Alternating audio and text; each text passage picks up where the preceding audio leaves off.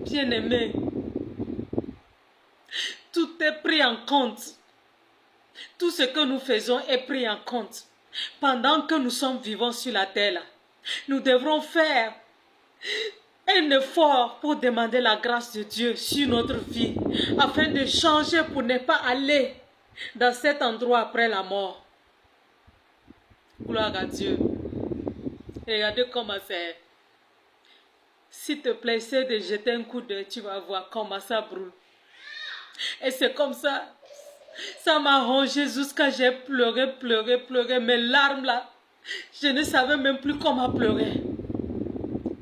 Je gémissais.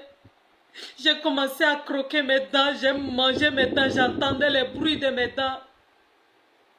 Mais il n'y avait pas de solution.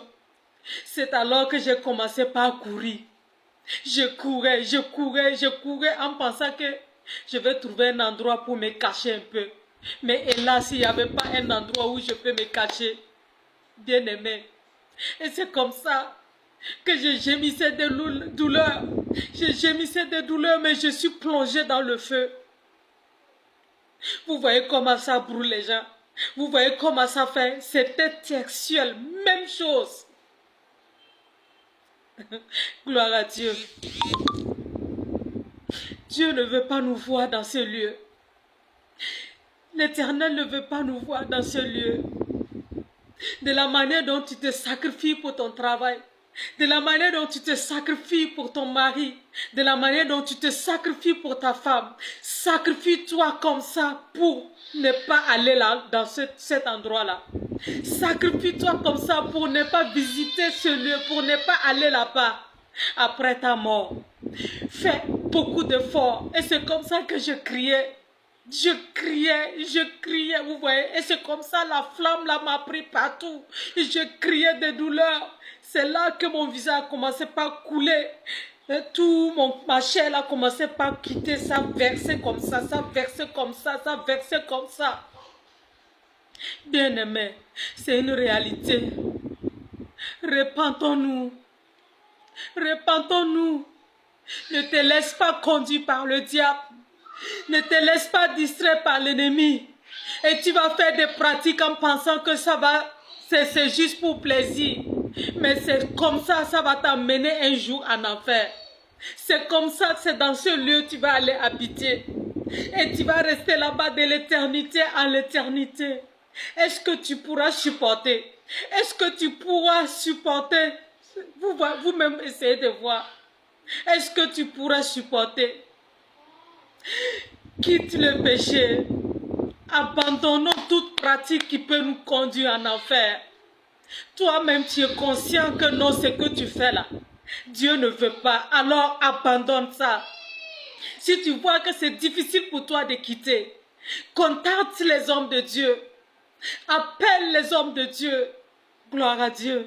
Et ensemble, nous allons prier.